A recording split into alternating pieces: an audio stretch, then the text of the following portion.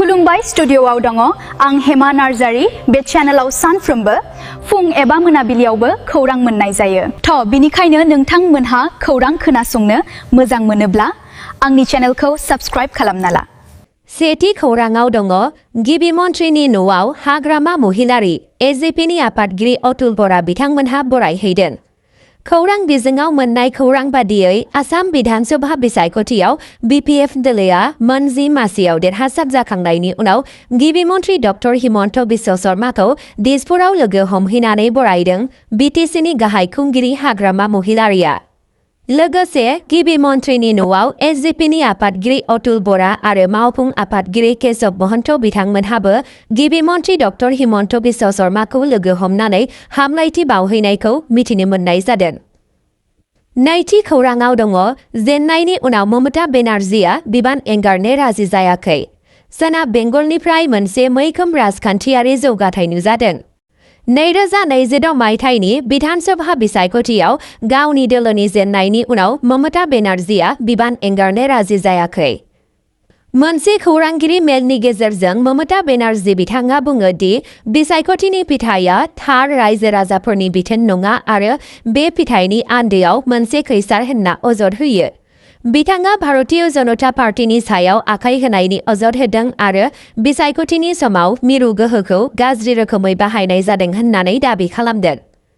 बिथाङा भट सोगिरि फारिलाइयाव हेरफेर खालामनाय, रिगिं खालामनाय आरो हिंसायारि जाथाय बायदि अजद होनाय बेले-बेजेनि सायावबो जिंगा सिदों। जेननायनि उनावबो बेनार्जीआ बुङो दि बिथांनि दोलोआ राजखान्थि सोमावसारनायखौ सोलिबाय थागोन आरो बिसायख'थि खान्थिनि सायाव नांगौथार राहा लागोन। बिथाङा बिसायख'थिनि उननि थासारिफोरखौ नायबिजिरनो थाखाय मोनसे तथ्य ख'ज समितिबो फोसावो।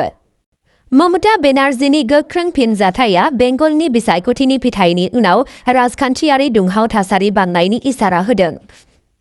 थामथि खौराङाव दङ बर' थुनलाइ आफादनिफ्राय गिबि मन्थ्रि डक्टर हिमन्त बिश्व शर्माजों लोगोसे बिटिसिनि गाहाय मावफुं सोद्रोमा हाग्रामा महिलारीनिसिम आसाम बिधानसभा बिसायख'थियाव गोख्रों देरहासारनायनि थाखाय गाहाम हामलायथि बावहरदों। ब्रैथि खौराङाव दङ बेंगलनि बिजेपि सरकारा 9 मे खालि समायखिरा लागोन।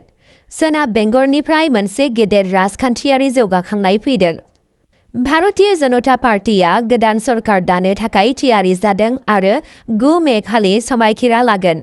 बे खालारा रबीन्द्र जयन्तीजों गोरोबफायो, जाय फोरबोआव हारिमुआरि गोनांथि होफायो। दोलोनि बिसायख'थियाव देरहासारनायनि उनाव बिजेपिनि प्रदेश आफादगिरि सौमिक भट्टाचार्यआ बे खालारखौ रोखा खालामना होदों। प्राइम मिनिस्टार नरेंद्र मदिआ सिगांबो इसारा होदों दि बिसायख'थिनि फिथाइनि उनाव समायखिरा लानाय हाबाफारियाव बाहागो लानो थाखाय फैफिनगोन। रायजो बेंगिरिया गोदान सरकारखौ बिबान नाजावनो लिंहरनायनि सिगां मावख'गिरिफोरा गासैबो नेम-खान्थिफोरखौ फोजोबगोन। बे समायलानाय हाबाफारिया मोनसे जारिमिनारि बुब्लि जागोन होनना मिजिंथिदों, जाय हादोरसायाव मोनसे गेदेर राजखान्थियारि सोलायनायखौ दिन्थियो। 9 मे खालि समाय लानाय हाबाफारियाव बेंगलाव हारिमुआरि गोग्गानायजों लोगोसे राजखान्थि सोलायनायखौ सरजाबगोन। बाथि खौराङाव दङ पीएम मदिआ बेंगल आरो आसामाव बिजेपिनि जारिमिनारि देरहानायखौ बाख्नायदों। 2026 मायथाइनि बिधानसभा बिसायख'थिनि फिथाइनि उनाव मोनसे गिदिर राजखान्थियारि आपडेट फैदों। प्राइम मिनिस्टार नरेंद्र मदिआ सोनाब बेंगल आरो आसामाव भारतीय जनता पार्टीनि जारिमिनारि देरहानायखौ बाख्नायदों। प्राइम मिनिस्टारा ब्रह्मपुत्र आरो मा कामाख्यानि बोर होनायजों लोगोसे बिजेपिखौ फारियै थामथि खेबनि थाखाय होनायनि थाखाय सेमनि सुबुंफोरखौ साबायखर बावो। पीएम मदिआ बे देरहानायखौ मोन्नैबो हादोरसाफोरनि गेजेराव सुबुंफोरनि फोथायनाय आरो हारिमुआरि बोर होनायनि नेरसोन होननानै बुङो। द'थि खौराङाव दङ धुबुरीयाव 1000निबो बांसिन भट होगिरिफोरा न'टाखौ सायख'दों। 2026 मायथाइनि बिधानसभा बिसायख'थिनि समाव धुबुरी जिल्लानिफ्राय मोनसे मख'जाथाव जौगाखांनाय नुजादों।